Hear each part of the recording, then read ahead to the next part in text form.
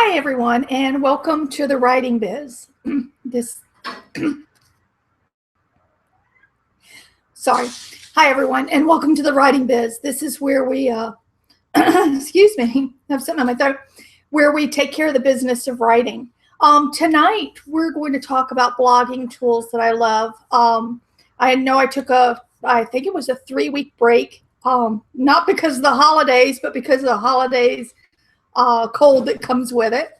So I took that little break, and we were in the middle of our blogging series. So I wanted to go over some tools that have been really, really helpful to me and make me more effective for not just myself, but for my clients, and also outside of blogging, but in my regular writing that I do too.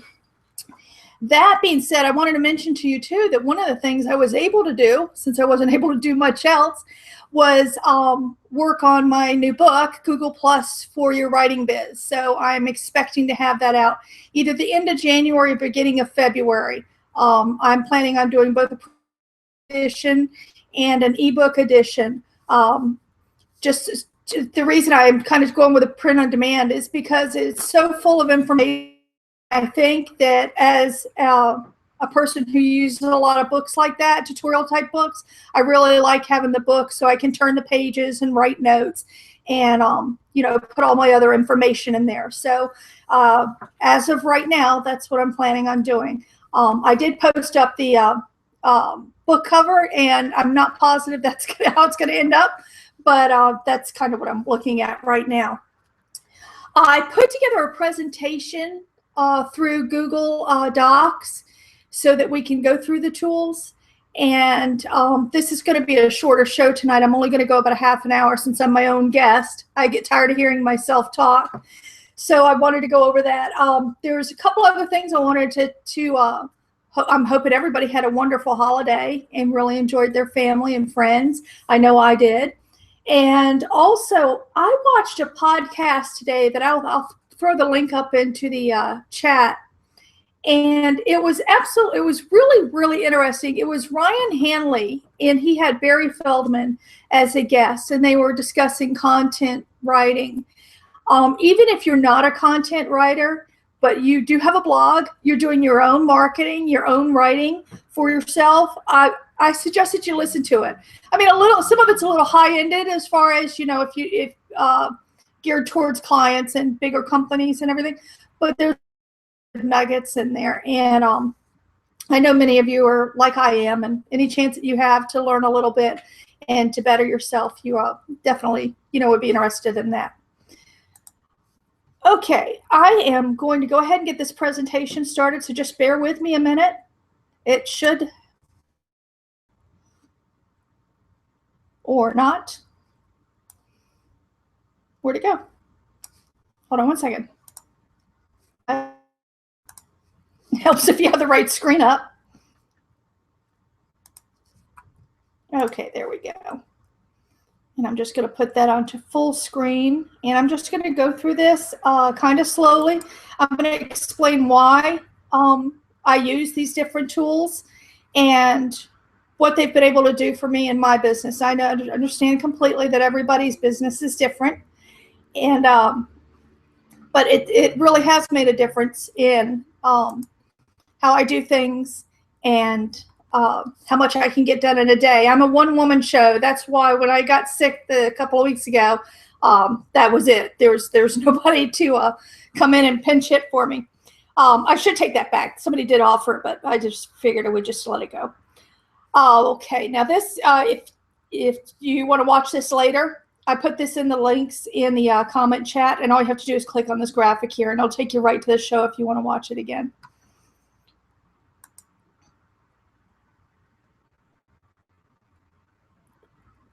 All right, the first one I use is Evernote, and I know, whoa, stop. I know everybody gets kind of crazy about Evernote, but the reason they do is it's amazing. The changes that, I don't know why it's doing this.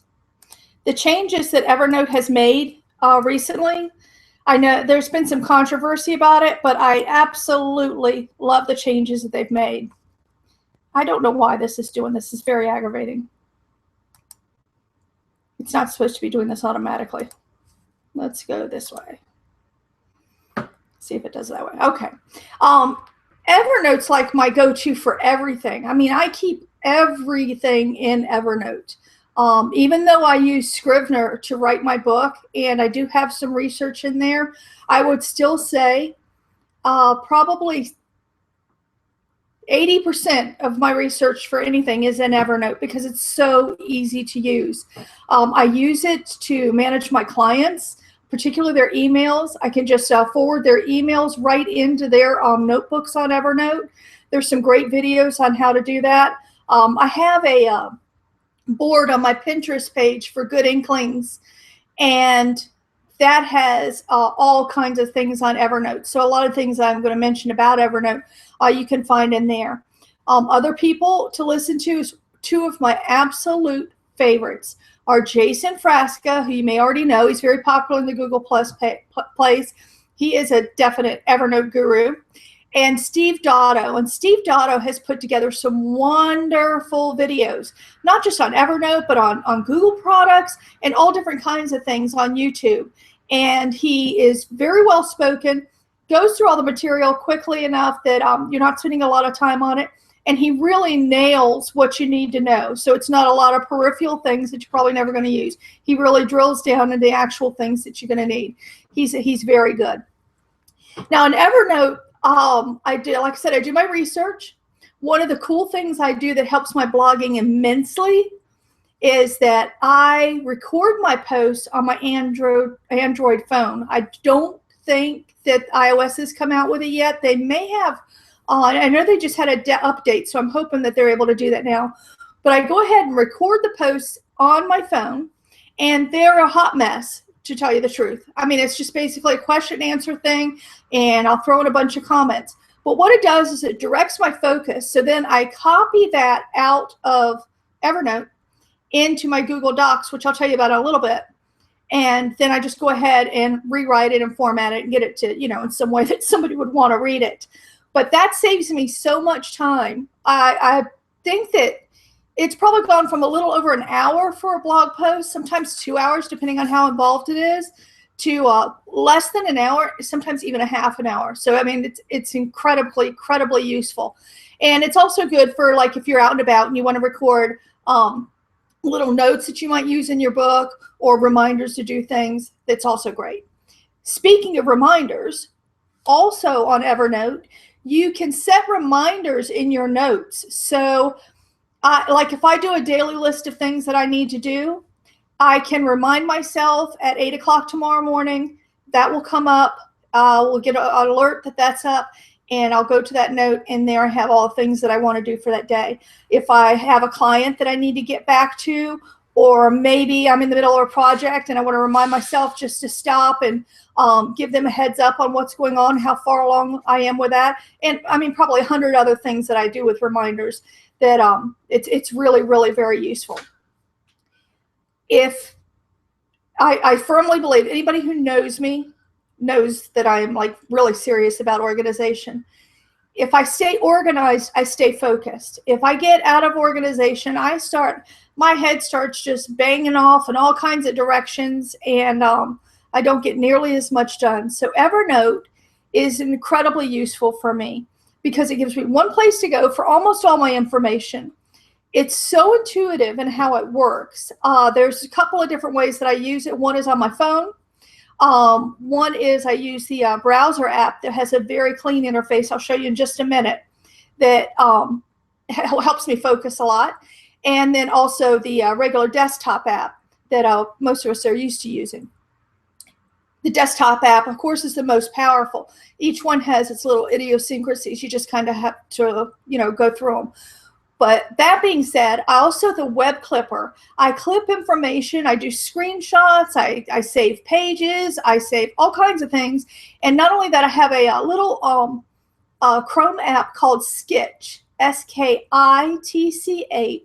that allows me to annotate all the screenshots. So it's just a brilliant little tool, and it really does help me quite a bit. I wanted to, which way we're going here?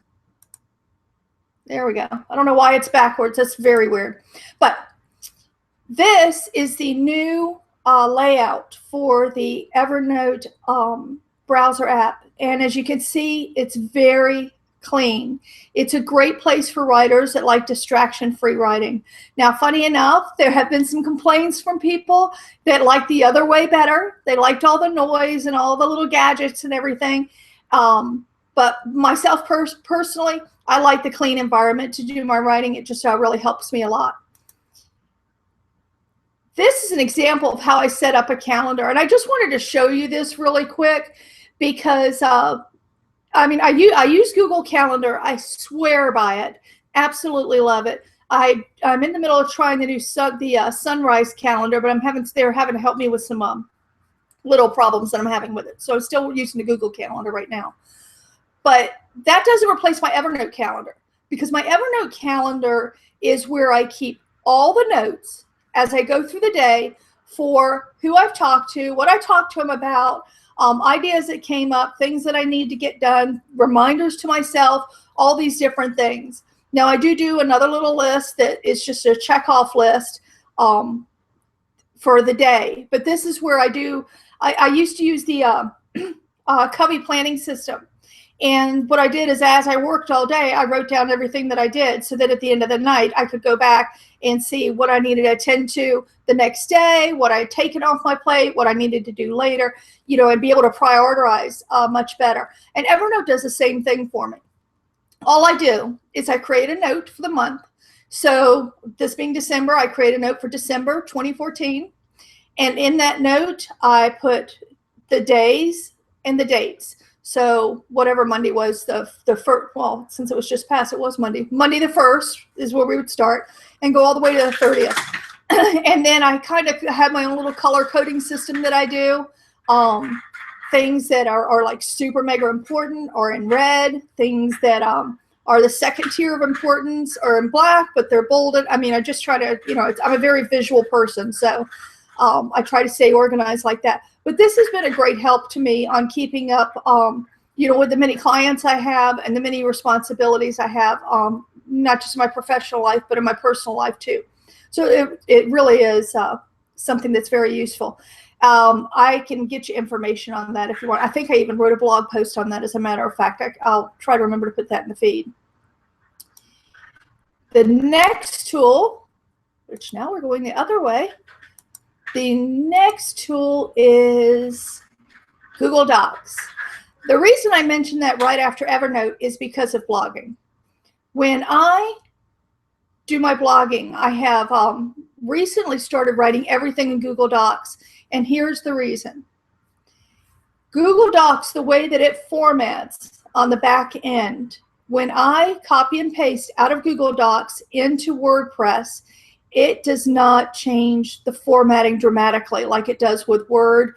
And while Evernote kind of works, I do think that Google Docs works better for this. So it's really, really helpful. So what I do is, if I have done the recording of the blog post, I take that recording that's been translated into text. How cool is that? And then I copy and paste the text into the Google Docs, and then I just start editing, moving around, and formatting however I want. And then I put it in WordPress. And of course, you know, I double check and make sure that the formatting kind of stays true. And if it doesn't, I mean, sometimes I'll have to go in there and do a little bit extra formatting, but really it takes out a lot of the work for me. It's nothing like what I was trying to do when I was copy and pasting from WordPress. And I mean, from Word. And I don't particularly like to do the writing in WordPress because I have a background in graphic design. So I get so involved in my head about how it looks that I seem to lose a little bit of context in what I'm saying. So if I do the writing in a clean space like this, and then I put it in there and start working with the graphics and everything, I find first of all, it's a lot faster for me, but I also seem to come up with something better. I wanted to mention, I should have it on the other page, here where it says Google Docs and on the other page where it said Evernote, those are live links. So if you want to just pop over, if you don't have Evernote and you're interested in finding out more about it, go ahead and click the link. Same with Google Docs. And as we go through the rest of the presentation, everything has a link like that. All right, Hootsuite. I know everybody hears about Hootsuite and how difficult it is, and it's hard to learn. It is, but you probably don't need to learn 70% of what Hootsuite can do. I do use it for my clients, so I have to get a little more intense with it, but there's no real reason. If you're using it for yourself and your business, you shouldn't. They have a new look now. Their user interface has changed quite a bit. It's now cleaner and fresher looking instead of the darker, a little bit more difficult to read interface that they had before, which I'm very happy about.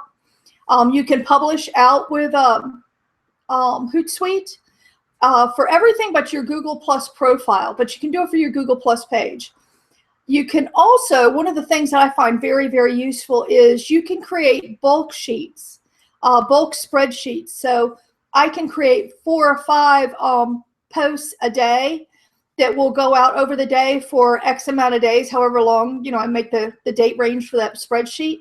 And it kind of just makes sure something's always going out into my feed. So I'll put up like a different shows on, different information that I've come across, older blogs that I've done, blogs that some of my guests have done. I mean, just, I try to keep it good information, but it takes a lot of work out of it if I just have that sheet up and have it running in the background. It's really, really helpful.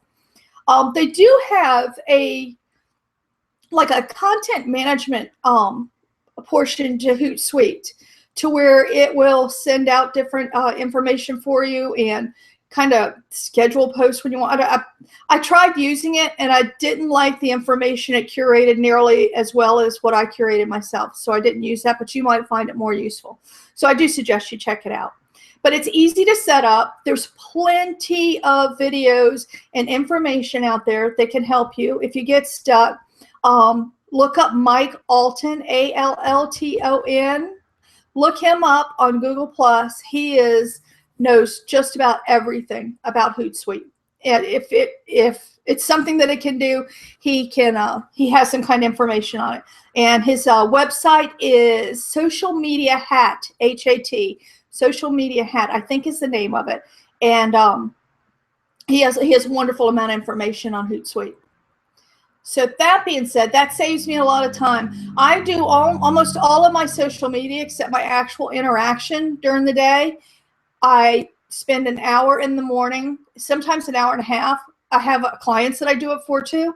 So I just go in, I curate information. If I've written a blog post, that's, I'll already have had that scheduled to go out.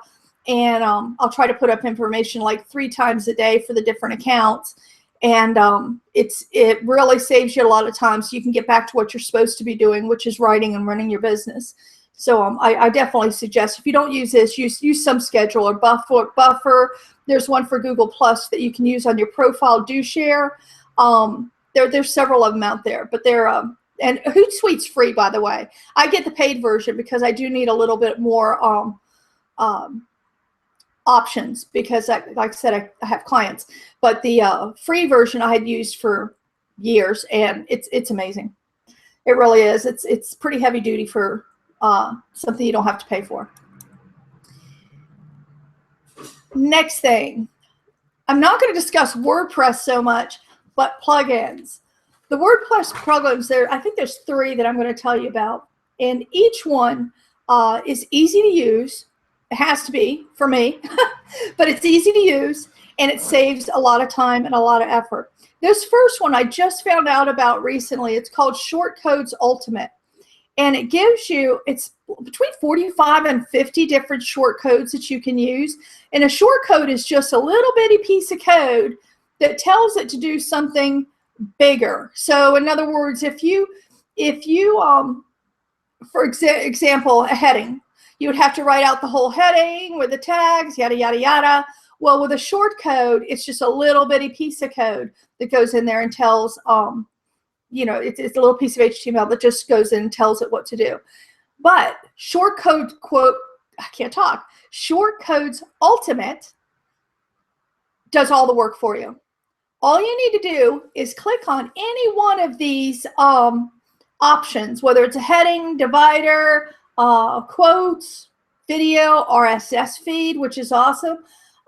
You can put in a tooltip. You can put a carousel of pictures. You can put an animation.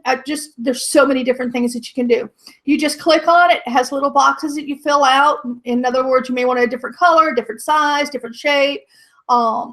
It may have text that you need to type the text into. Whatever parameters. It's pretty powerful, and it'll make it up into a nice little tiny piece of code that won't slow anything down and looks fantastic. I've really been impressed with this one. So that's Short Codes Ultimate. And like I said, if you click on Short Codes Ultimate, you'll go straight to their website so you can learn more about that. The second one that I use, and I'm sure many of you have seen this, is WordPress SEO. Because for me, this takes all the guesswork out of the SEO that I need for my blogs. I'm not a huge, big SEO expert, but it is a concern of mine, especially when I'm doing writing for clients. But this reminds me of every element that I need to address before I put up a blog post, instead of having to, maybe accidentally missing something and then not realizing it, so that blog post didn't get the traction that I wanted. This helps me really define, the keywords. It helps me get the title what it needs to be, the meta description. When you click on page analysis, it'll tell you exactly where you could be better and how you can do that. It's real cool. In the top right of the post, I don't have it on here because this was just a blank one. It'll change from red, which means you made no SEO efforts at all the way up to green, and then really, you can go up to like a really high level of green. But it gives you a good idea visually of what kind of impact you're putting into your blog as far as SEO is concerned. So it's super helpful. And last but not least is MailPoet. MailPoet is a newsletter system, similar to MailChimp, but because it is a plugin and it's the way that they've built it, a lot of it is drag and drop. So you could just click a couple of things, pull one of your blog posts in there, pull your images in. It is so easy and so simple. I can put together my newsletter for the Writing Biz Show. If I exclude the time it takes me to find the extra resources, maybe 10, 15 minutes, maybe. Yeah, but I mean, the resources take a little bit of time, but as far as the actual designing and getting it ready to go, it's so easy that I highly recommend that. And that's MailPoet, MailPoet. And like I said, you can click on that link to check out more.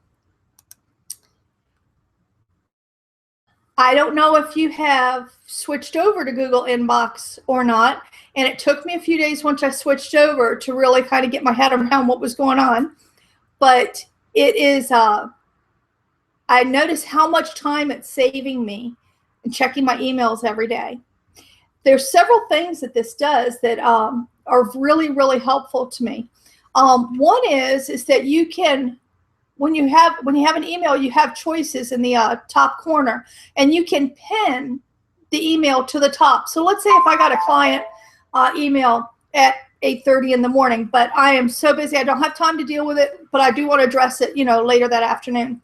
I can pin it to the top, or I can set a reminder and it'll remind me in an hour, later in the day, that evening, a few days later, a month later, however long I want to set up that reminder for. It'll remind me to get back to that email, which is very helpful because I'm sure that my inbox is no different than yours. I get a lot of information in my inbox. And while I am really good about making sure that I don't have a bunch of nonsense, I do get a lot of things that I don't have to address right now. Different things from different newsletters that I belong to and things like that. So this has been really helpful. The other thing you could do is bundle your emails. So all of my emails, like to a client, are bundled together. All I have to do is click on that one place where they are, and boom, all their emails come up. So it's making it very easy for me to keep the emails separate and keep them manageable. There's a few other things that Google Inbox can do, but one of the cool things about Google Inbox is that it's not a whole bunch of options. So it's easier to learn, and you're not distracted by all the little bells and whistles and things. There's another thing you can do too, is you can just make an email, a blank email, and set that up as a reminder. So if you wanted to send yourself an email with some meeting notes for a meeting you had on like next Tuesday at 10 o'clock, you can write them all in that email, set it up to be sent right before your meeting time, and boom, there they are. And you don't have to go looking for them or anything. They're right there in your inbox ready for you to take advantage of. I do a similar thing with Evernote, and I should have mentioned that. Is that when I have a meeting, I create a note for the meeting, and I put all of my questions and ideas, whatever I need to go over in that meeting, into that note. And then I copy that note's link into my calendar next to the meeting time, so that when I have that meeting at 10 o'clock in the morning, I just click on that link, my notes pop up, and I have all the information I need for that particular meeting. Now, here's a really cool thing. Some of you may already do this, but I think that we all should, because it's so awesome. I created a private community I'm the only member, called the Writing Biz Research. And in that community, when I'm on Google+, I throw all the things that I think I want to get back to later, or have great information, or maybe I'm going to do a blog post, for different people's opinions on things. I throw it all in here. So what I did is I created categories inside my community. I'm sure many of you have been into communities, and you know what I'm saying about the categories. But I created categories for writing, publishing, content writing, oh my goodness, politics, all different kinds of things. So when I share a Google Plus post into my private community, I can go ahead and categorize it. And all I have to do when I want to find that information is go to that category, and boom, all that information shows up.